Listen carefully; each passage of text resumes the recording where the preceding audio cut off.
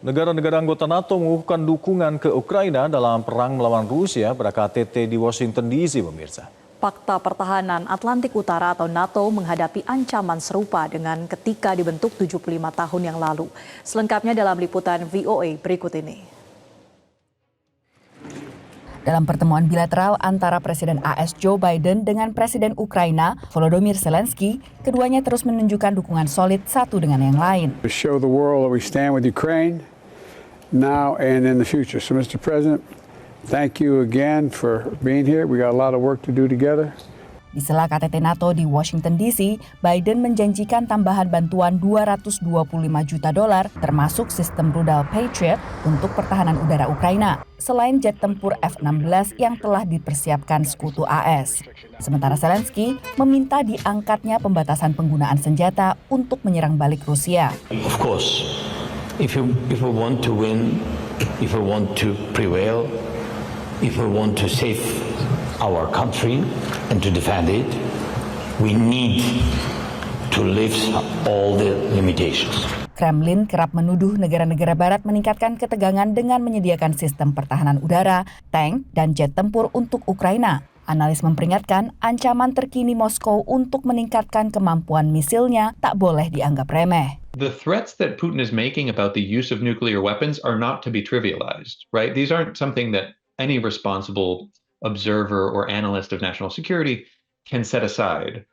It is likely, or it is plausible that a very desperate Putin might use some of his tactical nuclear arsenal.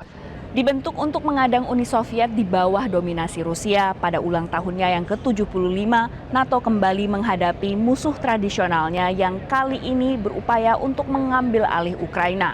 Tapi bukan hanya musuh tradisional saja yang jadi fokus oleh Fakta Pertahanan Atlantik Utara dalam KTT di Washington kali ini.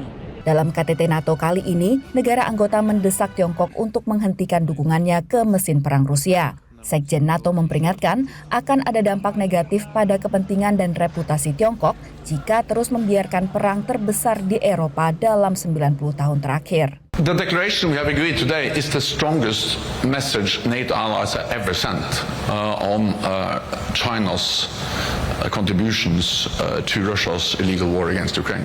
Namun menurut analis, seruan ke Tiongkok ini telah tertunda terlalu lama. Europeans are dying in Europe in a war of aggression from the Kremlin with the support of Iran, North Korea, and China. They're providing dual-use technology and support to Russia's defense industrial base, enabling Putin's war of aggression in Ukraine and allowing him to fight longer and to replace his losses. Rekan non-anggota NATO dari Indo-Pasifik kembali bergabung dalam KTT kali ini. Kehadiran Jepang, Korea Selatan, Australia, dan Selandia Baru diharapkan bisa mengirim pesan ke Tiongkok terkait aliansi negara demokratis untuk membela supremasi hukum.